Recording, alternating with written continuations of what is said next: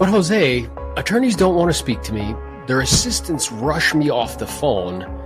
How is it possible that you can work with attorneys and actually grow a probate business? Why are you asking me? Today, we are going to teach you guys how to get probate listings from attorneys. We're going to talk about everything from which attorneys are the best attorneys to give you business. We're going to talk about how to get in front of the attorneys, meaning how to get past the gatekeeper. Once you get in front of them, we're going to teach you how to build relationships with the attorneys and what attorneys look for when they're referring a real estate agent out. In other words, we're going to teach you how to build the business where you're consistently getting referrals from attorneys. That way you can sell more properties. You excited about this, Novello? I'm always excited, baby. And what I'm aware of is that this information is super valuable. You know, when you go from 6 million transactions in a calendar year to 3.9 million, that's a massive drop in volume. And the people that are going to sell, particularly with rates the way that they are, and like something like 90% of everybody have rates that are less than 6%, the people that are going to sell have a compelling reason as to why they're going to sell. And usually that is a life event of some sort, and death is one of those events. It's market resistant, meaning that it happens all the time. And 65% of those homes are free and clear statistically. And if they are motivated, they're very motivated. And we talked about it on a previous video. You can go back and watch that one, about how to go directly to executors or personal representatives. And that's one approach. And that's the approach that I utilized primarily to grow that business and have it be 50, 60 listings a year consistently for like 5 years. Now you did that, but you also cultivated relationships with attorneys. And you did it in a very kind of strategic, purposeful way. So why don't we start off by, kind of having a conversation about, hey, these attorneys, like, they have gatekeepers, which is the assistants. And, it can be a challenge for people to get past them, right? So how did you go about doing that? Well, I'm going to backtrack a little bit. You know how you said that a lot of it, we grow our business by reaching out to the administrators. So one of the things that I did when I would reach out to the administrators and they would hire me, I created process maps to keep the attorney engaged. So like, let's say I take a listing, I send an email out to the administrator saying, thank you so much for giving me the opportunity. I would send an email to the attorney as well too, say, thank you so much for giving us the opportunity to work with you. My name's Jose Morales. I know that we haven't worked together in the past. By the way, for your convenience, I've attached a copy of the contract. Now, when I would attach the copy of the contract, you have to know how to fill out a probate listing agreement in California. I don't know if in Florida they have any differences from a regular listing agreement. In California, they have some subtle differences. Number one, in some counties, the contract can't be more than 90 days. In some counties, the percentage cannot be more than 5% commission. And and there's a little checkbox that says probate listing agreement. You have to fill that out. Then it gives you a probate listing addendum or a probate listing advisory. You have a contract that is filled out correctly. You send it to the administrator or to the attorney. And now the attorney, when he reviews the contract, is like, okay, first of all, nobody sends me a copy of the contract whenever I start working with them. I usually have to find out from the administrator who they started working with. Okay, this is a little bit different right off the bat. Second of all, the contract is filled out perfectly. Wow. Like, oh my God.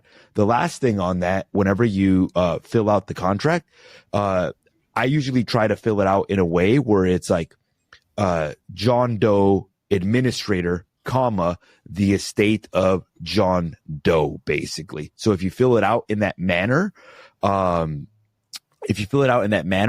attorney is going to review it and be like, okay, great. So there's certain ways to fill it out where you're not filling it out in the seller's name. Like, for example, Aaron Novello, because Aaron Novello doesn't own the property. The estate owns the property. Aaron Novello is the administrator representing the estate of the property. So you do that. Now you're separating yourself from all of the other realtors and you're filling out the paperwork correctly. So that's the first thing that I wanted to backtrack to that. And then we can get into the how to get past the gatekeeper as well too. Yeah, and along those lines, I think that's absolutely accurate, where you're demonstrating specialized knowledge in that specific space, in terms of paperwork and things of that nature and how things need to be authorized and documented. What came up for me too is I would do something similar. Once we earn somebody's business, I would reach out to them, introduce myself. I'd also shoot a quick bomb video and just be like, hey, Jose, I know that you're the, attorney for the Morales estate. I just want to reach out and introduce myself. The family has elected to have me help them with the sale of the real property. And we specialize in these types of transactions. So my intention is to make your job as easy as possible. Included below is the paperwork, filled out appropriately. And, if you have any questions or concerns, we're here to help. So it's basically doing the same thing, just with a little bit of a twist, which is like that video. And in doing so, again, you're demonstrating to the attorney that you're personable, you're professional, and you know what you're doing. 100%. So now the next thing, and just so you guys have a little bit of clarity, attorneys look for somebody that can make their job easier. Once again, anything that has to do with business is, what is the problem? How can I solve it? So think about it this way. Let's say that every administrator that the attorney works with hires a different realtor. 99% of the realtors are not going to be familiar with the probate process, how to fill out a contract. So every time that attorney has to go back to the realtor and say, hey, sorry, the contract could only be 90 days. Hey, sorry, it's not the name of the administrator. You have to put the estate of John Doe. And they have to go back and coach them. Think about how much time that takes to coach every single realtor through that process when they have other more important things to do. So part of your value proposition to these attorneys could be like, hey, look, I understand all the paperwork. I understand all the process. I understand how to get this done. I understand, in other words, how to make your life easier. And if you can make their life easier, simpler, now instead of referring some random agent, now they have their go-to person that they like to work with, because it makes their job easier, and they know that their client's being protected, and they know that their client is basically going to come back with raving reviews, which makes them look like a rock star. Now, where do you get the list for these attorneys? Same way you get the list for the administrators, right? The list for the administrators is going to have the contact name for the attorney.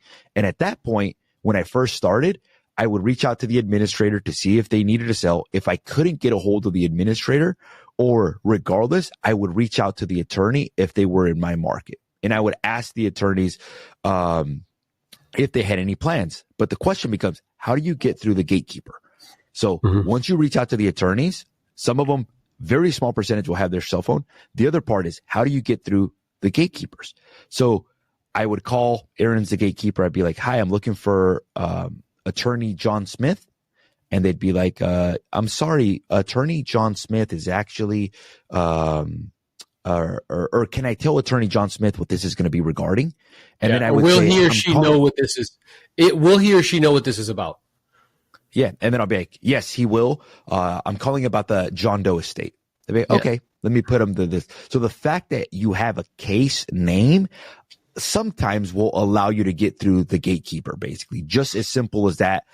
I don't give any explanation like I'm a local realtor, I'm trying to build a business with attorneys. Like, no, it's just like, looking for John Doe.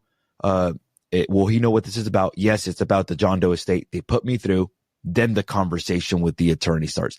And not all the time they'll say, the attorney's not available. Would you like to leave a message? And then I'll say something funny like, great. Does he have a personal voice message, or are you the personal voice message? Yeah. And then they might be like, no, I'm they'll laugh. I'm the personal voice message. Ha ha ha. I mean, okay, great. Can you tell him that Jose Morales called? It's about the John Doe estate. Blank. He can reach me at blankety blank. He can reach me at blankety blank. Same thing if they push me through his voicemail.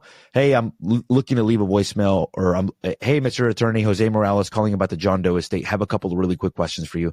If you'd be kind enough to return my phone call at blank. I'm not telling them the whole spiel like, hey, I'm looking to build a business around attorneys, because if I do, they're not going to call me back. No. Right? They're not.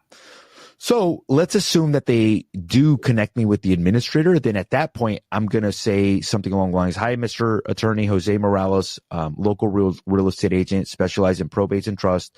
I know this may be premature. Was just wondering if you knew if the estate was planning on keeping any of the real property or leaning more towards selling it. And then at that point, they might say they're selling it. great. Do you know if they already have a real estate agent or if they're open to interviewing somebody with experience that would like to help them get top dollar? No, they don't have a real estate agent. Great. Send me your contact information, whatever. My goal was to get a lunch meeting with him. That was my goal. So regardless of what they said, at the end of the conversation, I would say something along the lines like, I know you're extremely busy. Would you be open to having lunch sometime next week?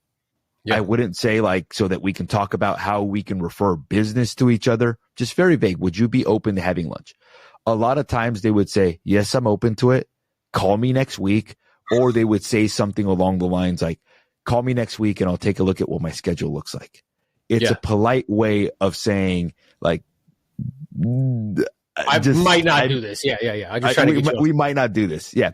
But so what I would say, same thing like a listing appointment. I would say something along the lines, great. Like if we were to get together next week, is there typically a day of the week that would work out better for you? Yeah. Like under normal conditions, would you typically be available like lunchtime, like around 12, or would a little bit later at 1 be better for you? And it's like, well, I have my calendar open.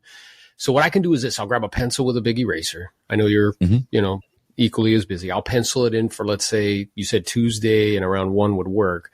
And then we'll call you just to confirm it. I'll send you a Google invite. And if we need to change it or move it around, we can always do that. Does that sound okay? And they're like, yeah, that's fine. All right, great. So I'll pencil it in. And again, I appreciate your time and I look forward to connecting. I would follow that up with a bomb video so you can send yourself digitally. Like, hey, Jose, just want to say thank you kindly for taking the time to speak with me. I know your time is valuable. I'm very much so interested in symbiotic relationships. I know you do a lot of probate and, look forward to connecting and see how we can help each other. You know what I mean? And then that's it. And then you can call to confirm. You were also saying where, when you're having that conversation with them, something that popped into my head is I would say, and I'm aware that oftentimes with families like these that aren't local, they do look to the attorney to make a recommendation as far as, an agent that's, understands the process and can help them. I guess I'm curious, do you have a preferred vendor list of agents that you refer?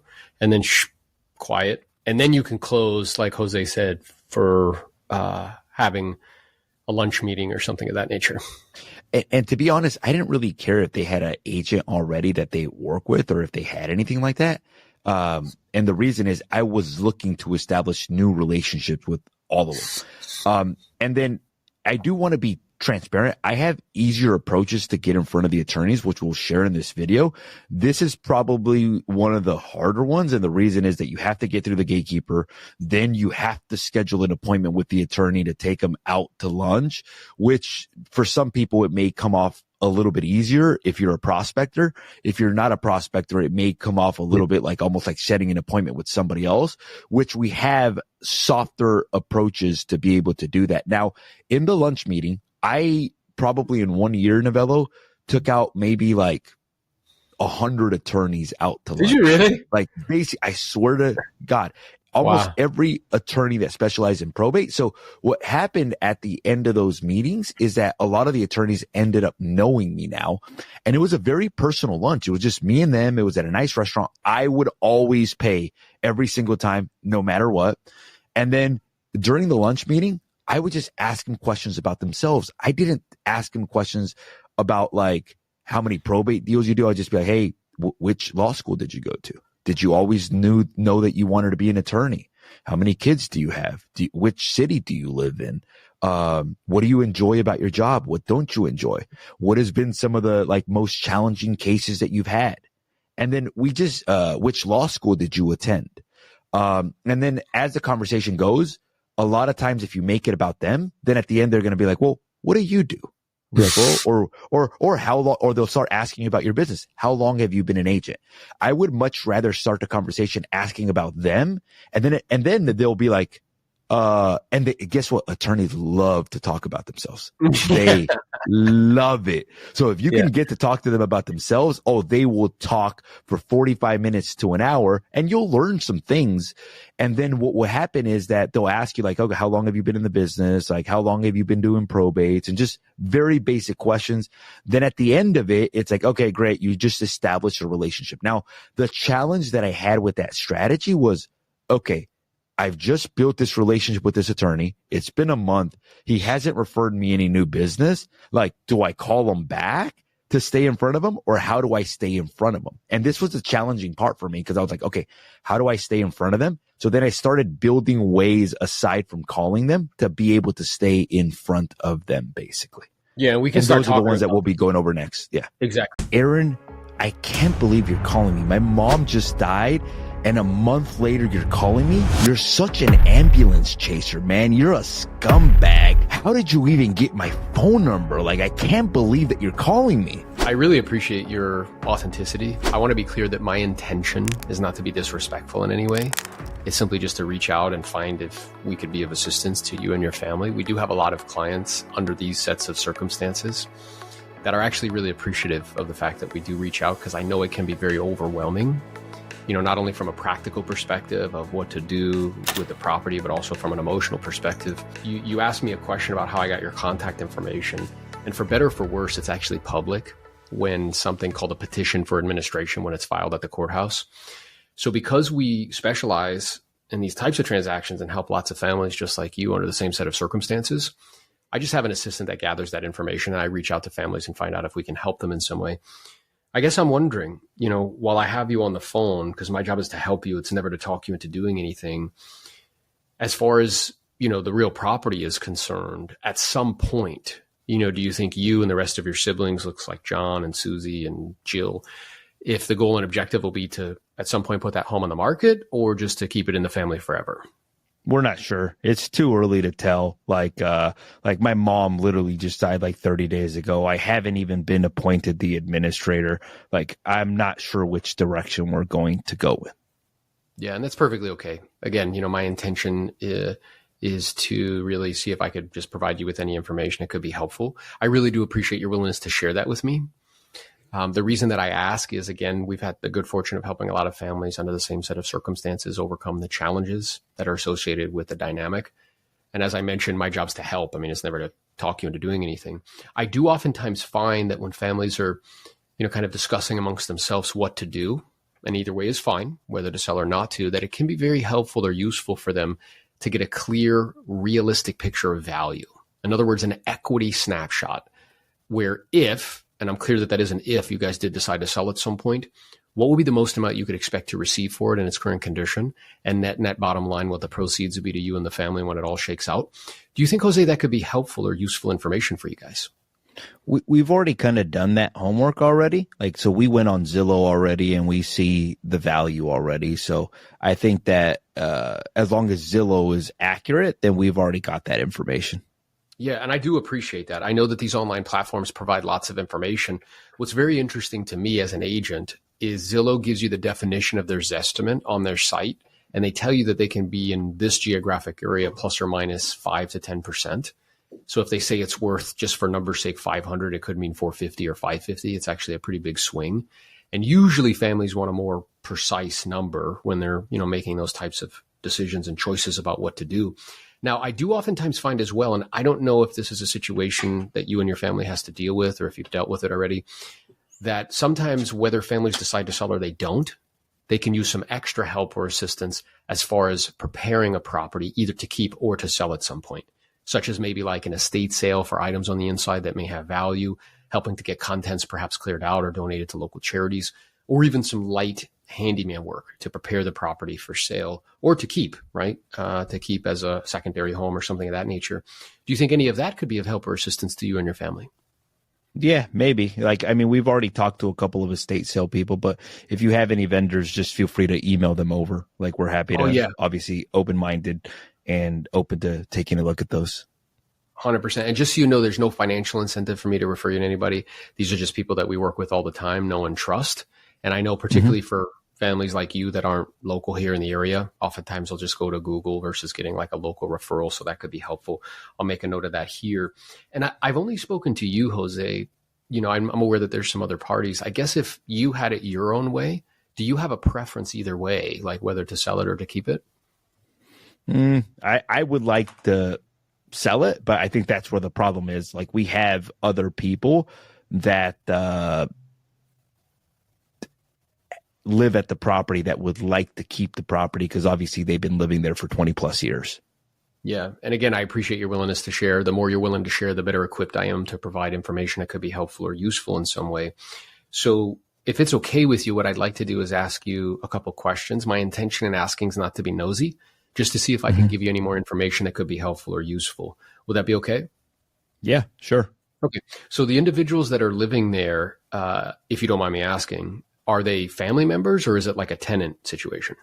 No, they're family members for sure. They actually helped my mom for the last 10 years. So they kind of feel a little bit of an entitlement that because they helped my mom obviously care for her, that obviously they should be able to remain in the house.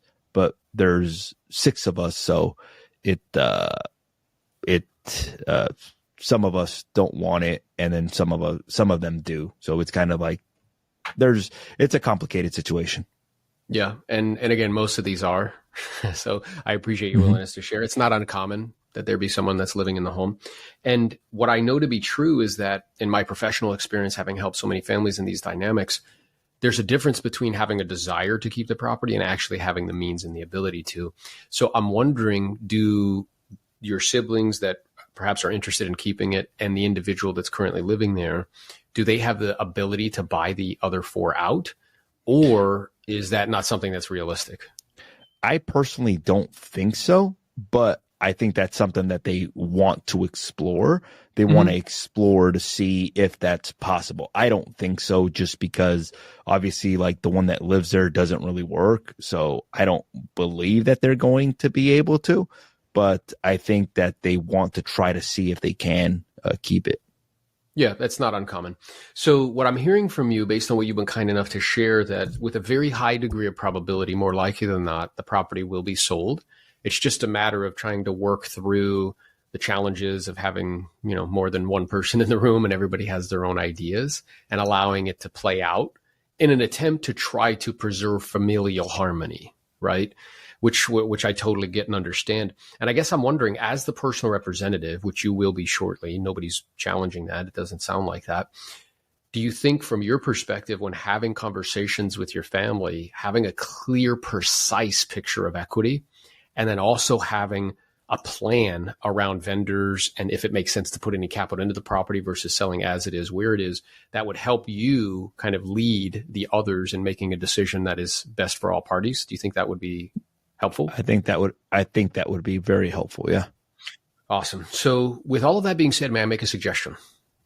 Sure.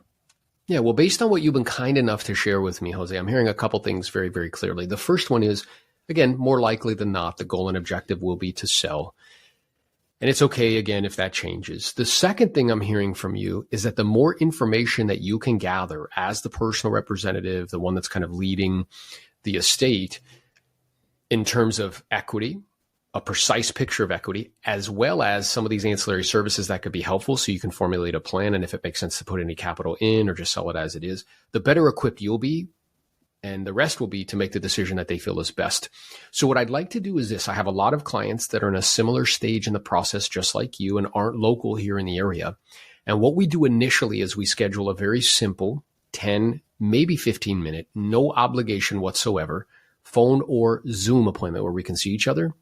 And what I can show you, Jose, is a couple things very clearly. Number one, what would be that precise picture of equity? So in other words, in its current condition, which I'll ask you some questions about, what would be the most amount we could expect to receive, and what would the net proceeds be to you and the rest of the family? The second thing we can go over is some of these ancillary services, and I can get you contacted with these vendors that we know and trust. And then I can also have a conversation with you with regards to probate and timing in terms of when you can proceed and put on the market. And then at least this way, Jose, whatever your family decides to do, whether it's sooner or later you decide to sell or you don't, you'll have all the most important information you need so you can make the decision that you feel is best as far as how to proceed. Does that sound fair to you? It does, yeah. Okay, great. So I'm looking here at my schedule. If we were to connect under normal conditions, would you be available in the evenings or the afternoons? And then we would just go from there. And after that, we go into a pre-qualification conversation. I love it.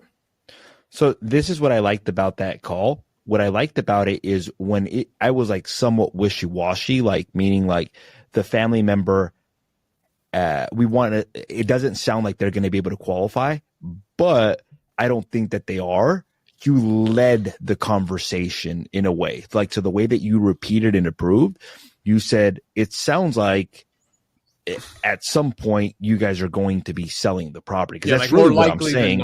More likely than not.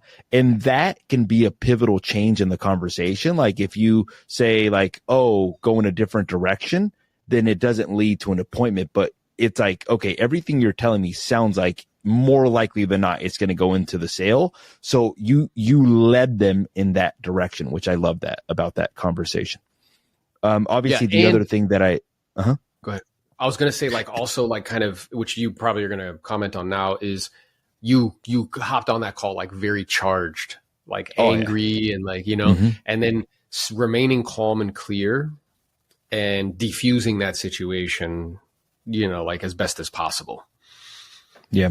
So let me ask you this. This is probably something that we jumped right into, like, why are you calling me, this or that? Yeah. Obviously, some of the calls aren't going to start off that way, and they're going to start off with an introduction. You mind going over, like, just a quick intro for our viewers to see? Yep. So what that would sound like is, hi, you know, I was looking to speak to Jose. This is him. Who's this? Hey, Jose. My name is Aaron Novello. I'm a local real estate agent here in wherever the property's in, Oxnard, Fort Lauderdale, like, wherever it is. And I specialize in probate and estate sales of real property. I was reaching out to you this morning because my head researcher pointed out to me that very shortly, if not already, you will be appointed the personal representative in the, forgive my pronunciation, Morales estate. And I realize I do sincerely that I may be a little premature in some way.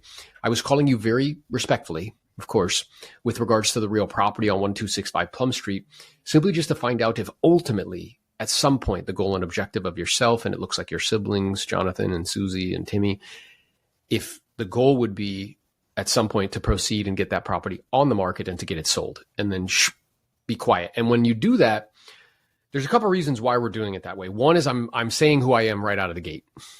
All right, here's who I am. I'm a local real estate agent. I specialize in probate and estate, so they're going to know exactly what you're calling about.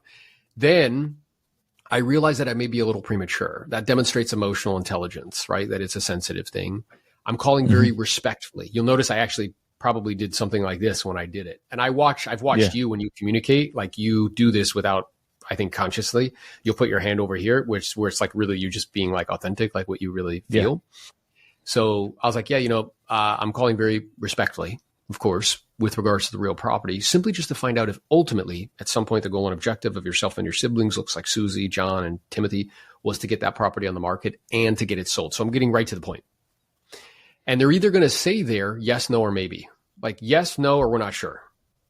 So it's a really good track, right? You know, we were looking at a scripting prior to this, and you've developed something where it's like, okay, if they say this, and it's a very good mental kind of map where you can see. So if they say yes, excellent. You know, if they say yes, okay, great. I appreciate your willingness to share that. You know, the more you're willing to share, the better equipped I am to provide you with information that could be helpful or useful. The reason that I ask is we've had the very good fortune of helping a lot of families under the same set of circumstances, just like you, overcome the challenges that are associated with the dynamic. And I do oftentimes find, and then we go into value propositions that we can offer, whether it's offering a equity analysis, which sounds better in a CMA, or, the ancillary services like, clear outs, estate sales, and things of that nature. Now, if they say no, okay, great. Well, I appreciate your willingness to share that. And it sounds as though if you had an offer that was like all cash, no contingencies, very reasonable, right? Close in like 3 weeks, you wouldn't sell it. Your plan is to keep it forever. And then, because then they're going to be like, yep, we're going to keep it forever. Like, okay, awesome. Well, my sincere condolences for your family's loss. I wish you and your family the best of luck. And then I move on. Yep. Otherwise, or they might be like, well, we're not keeping it forever. It's like, okay. So then it sounds like perhaps the goal is to maybe hold on to it, maybe try to utilize it as a secondary property for a short period of time, and then decide if that's something that you want to do. I do see a lot of clients do that, particularly here in Florida. They'd be like, yeah, it's exactly what we're going to do. It's like, okay. But and then I can proceed from there and asking questions. And if they say maybe, which is the other option, great. My job is to help you. It's not to talk you into doing anything. I appreciate your willingness to share that with me. right? The reason that I ask, and we go down the same track, right, is we've had the good fortune, we've helped, right?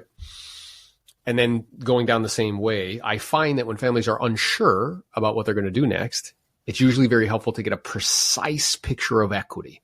I know these online platforms give you like a rough idea, but their estimates could be plus or minus 5 to 10%. It's in the definition of their estimates. So families, really appreciate getting a precise picture of value and equity. Do you think that would be helpful or useful for you guys when having conversations with each other? And then be quiet. And then go the same route about ancillary services and stuff. Yeah. So it's a very kind of compact, clear, direct, to the point conversation, but it has both intellectual intelligence and emotional intelligence, because what people need to recognize is this is a very emotional thing. 100%. 100%. Not only that, it's a very sensitive time. There's actually a lead source, Jose, that is completely independent of market conditions. Doesn't matter if the marketplace is going up, down, sideways. People have extreme levels of motivation, and statistically, 65% of those homes are free and clear. And in fact, I actually utilize this as a source. It became 50% of our business, listing 50 to 60 of these each and every year. Do you know what it is, Jose? What could it be? Something called probate. I find it really interesting because me and you have been in this game for a while. And, most agents focus on what I call like the 3 horsemen, for sale by owners, expireds, cancels. And they hyper focus on those particular areas. And they're just completely unaware that there's these other sources that, again, are market resistant, that have super high levels of motivation, that just have a little bit more of a barrier to entry in terms of specialized knowledge of the process, where to get the data, where to get the information.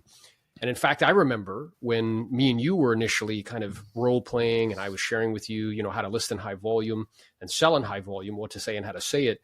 And we began to kind of go into this area in probate and the kind of impact that it had on your listing business. Is that right?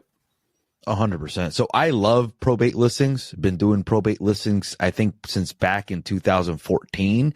So I got a lot of a head start on a lot of agents. A lot of agents are barely starting to start calling probate leads. So our goal today as a real estate agent is to teach you guys how to get probate listings as a real estate agent. We're going to teach you everything from learning the language. What are the different terminologies that are being used in the probate world? We're going to teach you about having a value stack, a differentiating factor that you can differentiate yourself from other agents. We're going to talk about the mindset, how to go from thinking I'm an ambulance chaser to thinking like, hey, I can actually really help these people. And then we're even going to get into a little bit of live conversations with sellers. I'm really excited about this one, Aaron, because I believe that if you're watching this, you're going to learn a lot. This is going to be an all-inclusive video on how to get probate listings. So if you're watching this, Aaron, where do people get the leads from? So there's 2 different sources that you can get leads from. The first is paid kind of third-party vendors. Mm-hmm. Those would be alltheleads.com is one, US Probate Leads is another. There's some positives and some negatives to those third-party sources, right? And I'll give you both. The positives is that you don't really have to do anything. They send it to you once a month, right? So it's really the main positive is that there's no kind of work that's required on your behalf to get that data. The negatives to me personally are the following. Number one is I only get the data once a month. So what that means is that it's not the freshest data, because the pool of individuals in the real estate community that have known about this source virtually forever are wholesalers and investors. Mm-hmm. And they're pulling that data on a regular basis. They're bombarding them typically with lots of mailings. They don't usually call them, but they do bombard them with lots of kind of pieces of mail. And getting data once a month, let's say on the 17th of the month, which these third-party providers do sometime during the month, is when you get that information. They've probably been bombarded from investors already. It's kind of like pulling old expires. It's not as though you can't list properties from old expires. You can. It's just more of an uphill battle, right? So that's the first challenge I see with those third-party vendors. The second challenge that I see with those third-party vendors is that their information is not complete. So by that, what I mean is on the pleading, right, where they're pulling this information, the third-party vendors are only providing you with the personal representative, or in your state, Jose, the executor. Now, in each state, this process is not uniform. They have different kind of language, and the process is a little bit different depending on the state. I'm an expert in Florida. You're an expert in California. At the same time, there's lots of similarities. But those third-party vendors are only going to be providing you with either the personal representative or the executor, whoever's kind of the head of the estate that's managing the estate, versus giving you all of the additional information in terms of like beneficiaries, right, who are also involved in the estate. And I can't tell you how many homes that I've personally listed. I couldn't get a hold of the executor or the personal representative, but I got a hold of the beneficiary, a sibling or cousin or aunt or uncle. And then they gave me contact information for the personal representative. So the pros for those third-party vendors are that you don't have to do anything. They send you the information once a month. You just load it in. They send it in a CVS file. You load it into your dialing system, whether that's Vulcan or Mojo or whatever you use, and you commence the calling. The cons, again, is that you only get it once a month, so the data is a little bit old, and it's also, in my opinion, incomplete data, right? Because it's not providing additional information that you can get in contact with other family members and ultimately end up speaking to the person in charge. The second way to get the data, which is what I personally have done for years now, is to actually physically go to the courthouse or send somebody to the courthouse to acquire that information. Now, courthouses, again, it's not unique. It's not a uniform process. Some of them give you access to this information online that you can pay to get access to it on a yearly basis. Others, you have to physically go to the courthouse, and they have a computer there that you can gather this data, right? The reason why I like to gather the data, or at least send people to gather the data, is I can get the data every week. So I'm getting fresh information on a regular basis, right? So, and I have control over that. B, by physically going to the courthouse yourself, which again is time consuming. I had to go like 5 or 6 times just to figure it out myself. In doing so, you will end up understanding the process, the legal procedure, right, of probate in your particular state better. And C, you get more complete information because on those initial pleadings, there will be information as far as the beneficiaries that I can then, reach out to them if I can't get a hold of a personal representative. So those are the 2 ways that you can gather the information. And again, in my personal kind of business, we pull that information by sending somebody to the courthouse. I believe you, Jose, use one of those third-party vendors. Is that right? No, we actually do the same thing. We actually pull the information, and we have from the beginning for the same reason. Like if you're waiting a month to actually get the leads, by that time, people like me have already called the people and we've already built a relationship with them at that point, or you have wholesalers that are already calling them. Now, I wouldn't start there. And the reason I'm saying that is that most people that are trying to get into this probate niche will get caught up in the weeds into how to pull the data instead of just calling the data. So where I would start off, if I was trying to build a business in probate, I would actually hire a third-party vendor, and then I would get the leads, make some money, and then at some point set up a system, because obviously there is more of a procedure if you have to pull them yourself. It's not uniform in every area, and you will have to learn how to pull the data, what data to pull, and then it just makes things a little more complex at the beginning. So first step, I would hire one of the companies, probatedata.org, alltheleads.com. What do you use for phone numbers, Aaron, to collect phone numbers? Yep. So this is the second part, right? So there's 2 pieces, right? I need a gun, but then I need bullets. And the gun is the actual data or information as far as the probate is concerned, who the personal representative is, who the beneficiaries are, what's the real property. The bullets is phone numbers for those individuals. Okay. And the way you get those phone numbers is there are third-party services that provide those numbers. I used to use LexisNexis. It became cost prohibitive, right? They just kept raising their prices. So then we switched to a company called Forewarn. And Forewarn gives very reliable, accurate kind of data or numbers. So procedurally, the way that works is someone, goes to the courthouse, gathers the information, and then that same individual who gathers the information is utilizing a program like Forewarn or LexisNexis to compile those phone numbers. There's other ones that are out there that are free The name escapes me at the moment, but there's one, you may know it, that you can kind of type in to see if it can give information. What I'm interested in is the most accurate information.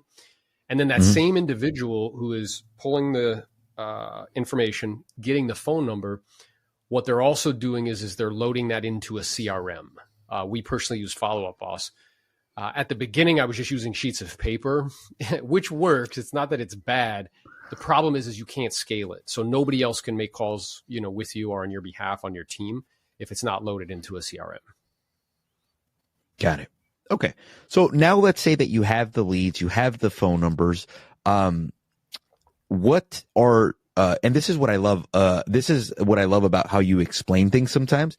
And this is the way it was explained to me. It's like, if you're going to play any type of sport or any type of game like chess, checkers, Connect Four, whatever, you have to learn the rules of the game if you want to be able to win. If you don't know the rules of the game, if you don't know what double dribble is, if you don't know what offsides is, if you don't know where the inbounds and outbounds are, it's going to be really difficult for you to play that game at a really high level. The same thing goes in business. If you want to learn the rules of a game, if you want to compete in a certain aspect, you got to learn the rules of the game. So what are the rules of the game as it relates to probate? Yeah. So it's twofold. It's rules, which is kind of the procedure of the legal aspect of probate. And then there's also language, right? So if I don't know the language of a game, like to your point, if I don't know what double dribble is, if I don't know what offsides is in soccer, if I don't know what, pass interference is in American football, I'm really not able to play that game, right? So for this particular niche, which is what I will call this, and the riches are in the niches, faux show. For this particular niche, it does require a higher level of understanding, right? And two forms of intelligence. One I would propose is intellectual intelligence, so understanding procedurally how it works. The second is emotional intelligence, which is, recognizing that people just went through a hardship and being able to navigate that, right? To have actual real empathy, not pretend empathy, and to be able to let people know that you understand that this is a difficult time and to sincerely have a goal and objective to really be of service and help them. I can't tell you how many people I've spoken to throughout the years, with the hundreds, probably 400 or 500 that I've listed in my career, where they said to me, "Hey, Aaron, I didn't know what I was going to do. And then you called me," right? Because it's completely overwhelming from an emotional perspective, but then also can be completely overwhelming from a practical perspective, which is that the home is full of contents and we don't know what to do, right?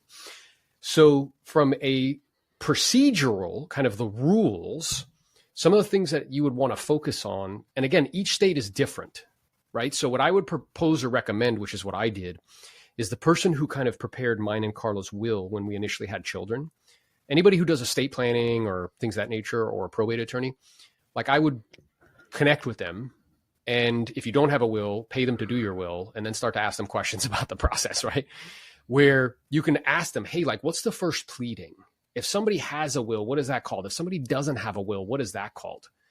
Like what are the homestead laws in this particular state? Who would need to sign actual listing agreements, right? How many days do creditors have before they show up? So these are all kind of the rules of the game, right?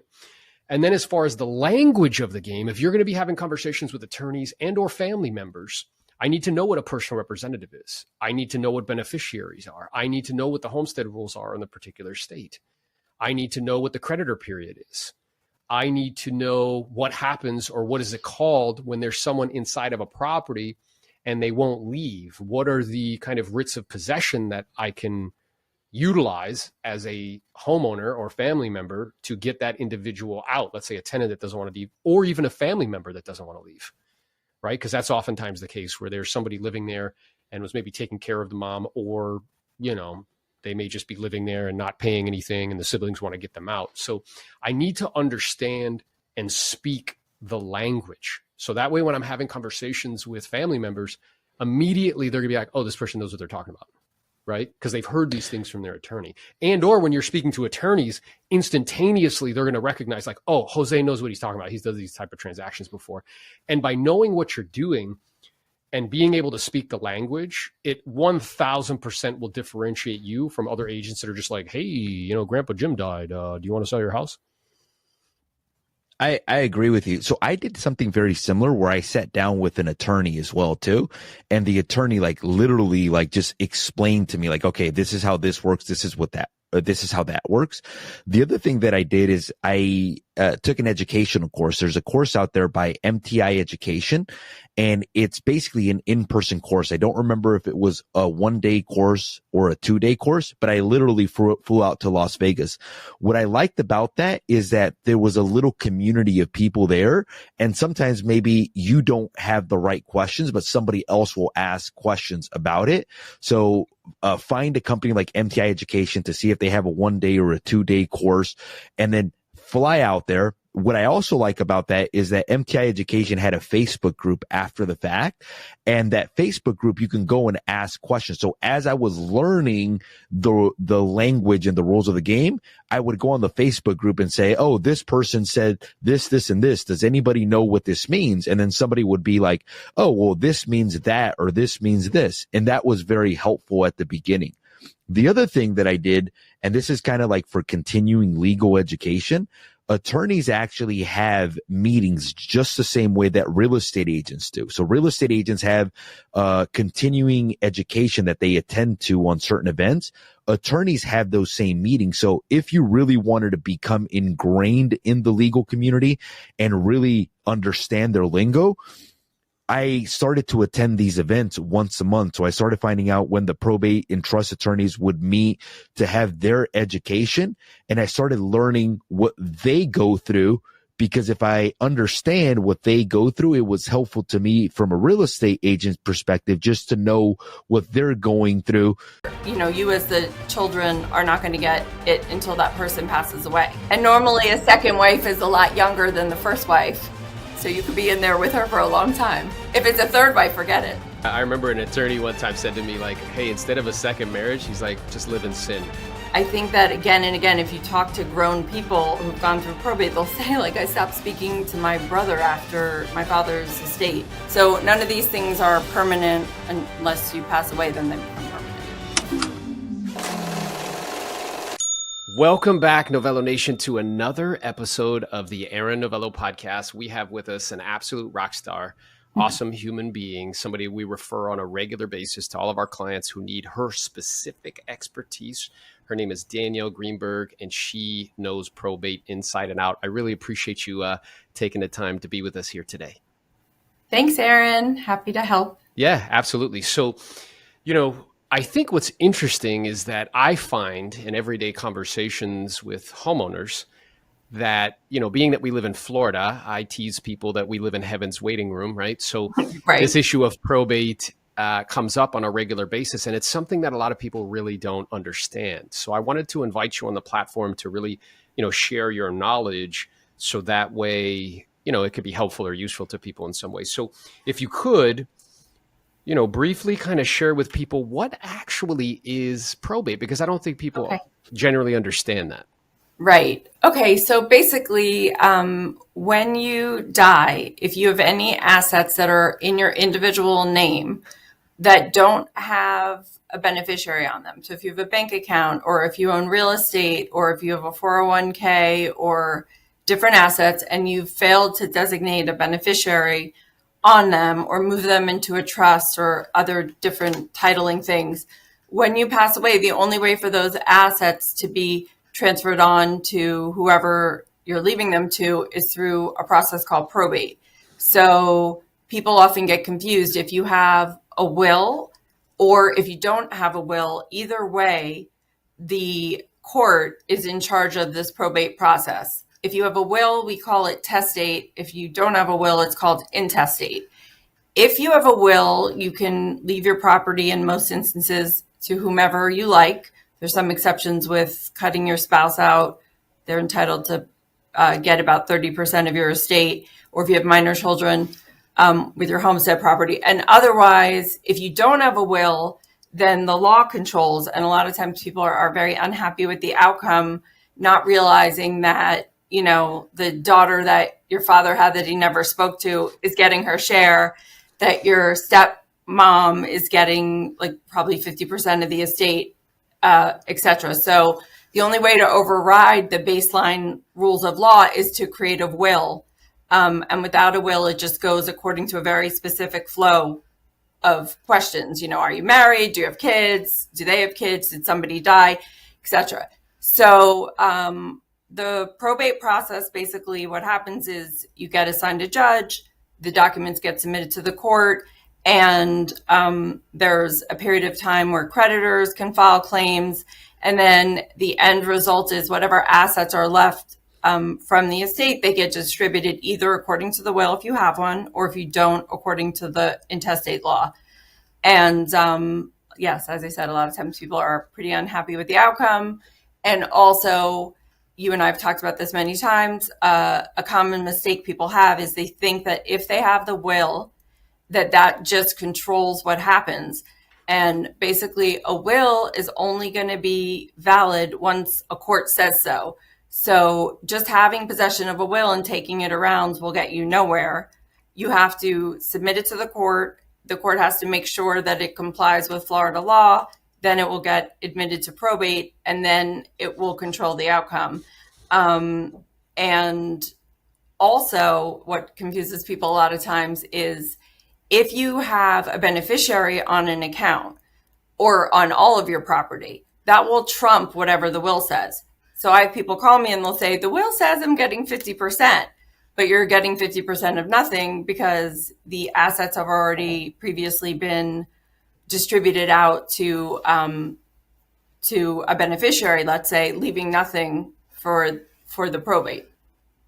That's so good. So that's a lot to unpack. I'm taking notes as we're speaking, right? So the first is this kind of language of testate versus intestate, and all that really means is whether somebody has a will or if they don't. Correct.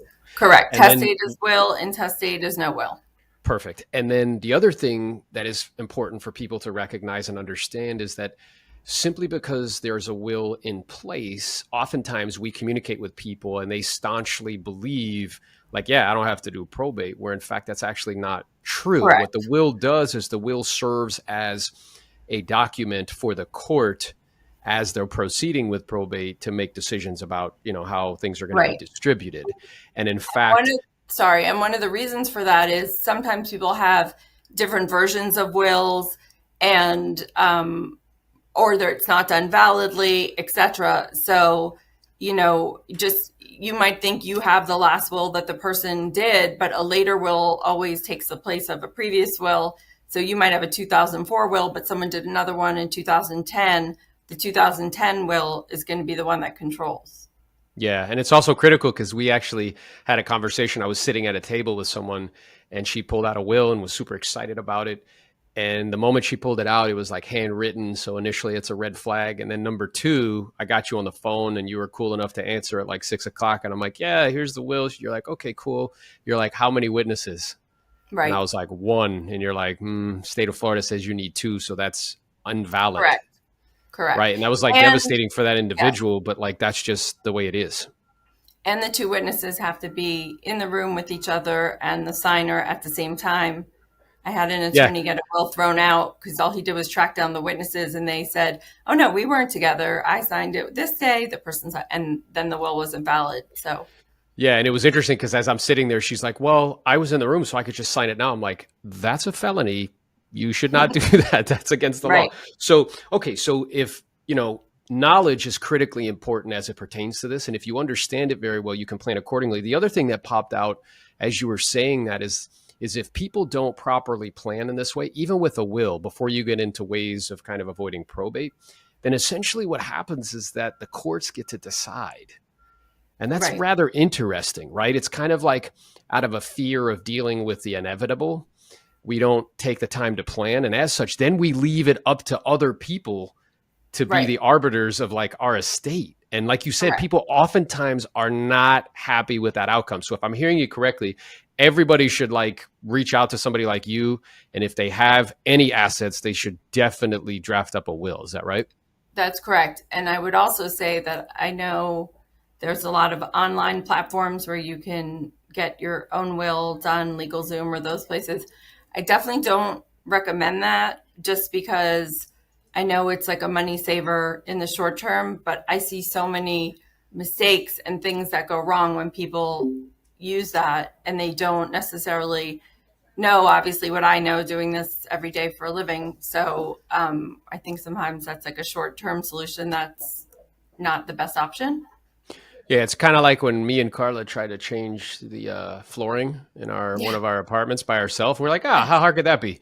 And then we get to the last piece and it won't fit.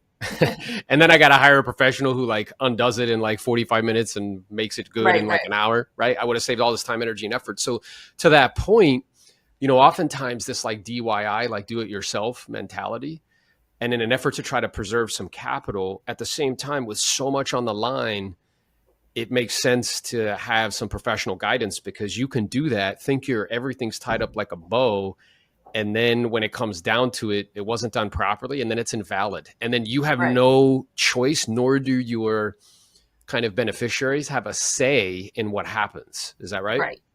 Right. And also people like I, anticipate things going out of order and things happening that people don't anticipate. So I'll always make people put layers of beneficiaries instead of just one, because then that also causes problems if the person that you left it to predeceases you, dies before you. Then what happens? And if your will doesn't deal with that, it causes a problem. Also, another big problem is you should never leave any kind of assets whatsoever to minors, which people don't realize. Don't leave your life insurance to your kids. Don't leave your house to your kids, because minors can't hold real property or any property for that matter. So if you leave, like I had a case where someone left the life insurance to the child, then what happens is you have to get a court-appointed guardian and basically have the court involved until the child turns 18. Every dollar you want to spend on the child's behalf has to get like approved by the court. It's expensive and it's a pain in the neck. And the worst part about it, in my opinion, is then the 18-year-old is entitled at 18 to get the full amount of the money. So if there's $300,000 now, you have an 18-year-old who's lost a parent getting $300,000. We know what good judgment they use in that instance. Whereas if you do some estate planning, like every will that I do always has what I call a contingent trust, which specifically says in the case that a minor inherits, they can't get the money, let's say till they're 18, and this person will be the trustee of that money for them. And, there's planning involved. Yeah, 100%, right? And thoughtfulness, thinking like not only in terms of first level consequences, but like second, third, fourth level consequences down the road, what could potentially happen. Right. So it seems as though, planning's like really important, and getting proximity to somebody like yourself is also very important, and not being kind of a cheapskate about it and being like, hey, if you want good information, you're going to have to pay for it. Right. Correct. Yeah, that's good. And so then talk a little bit about too, as it pertains to real property specifically. I think oftentimes people get confused too with regards to homestead versus like secondary homes. And what I find, which is so interesting, Danielle, because I find that attorneys oftentimes, if they're not like you and they don't do it all the time and really understand it in and out, they don't understand it. So talk a little bit about how that works, and how technically in the state of Florida, if a homesteaded property is passing to linear heirs, it technically passes outside of probate. So talk a little bit about that. Yes. So Florida is probably has one of the highest homestead protections for real property, I think, of almost any state. So it doesn't matter how much the property costs. If it's where you reside and you own, and your name's on it, you get homestead protection.